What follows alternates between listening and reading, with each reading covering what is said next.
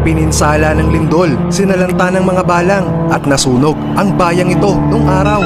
Ang pangalan daw po ng Orani Bataan ay nanggaling sa salitang Marwani. Sa katunayan, sila daw po yung mga group of settlers na taga Samal Bataan. Marami pong bersyon kung saan nagmula ang pangalan ng bayang ito. Una, ito daw po'y sagana sa mani o peanuts. Isa pa ho sa kwento ay nang madaan ang mga Kastila sa lugar. Inabutan nilang pinuputol ng residente ang malaking puno ng nara. Sa pag-uusisa ay hindi po naintindihan ng mga Kastila na ang nara ay puno at hindi ang pangalan ng lugar. Dahil po dito'y naisulat ang salitang no ira na ang ibig sabihin po'y mapagbigay at siyang pinagmulan ng pangalan ng Orani. Pero ang sabi, bago pa raw po maitatag ng mga paring Dominikano ang kapilya at ang bayang ito noong 1714 ay meron na po talagang bayan ng Orani. Sa kasalukuyang panahon po'y binubuo na ito ng 29 nitong mga barangay.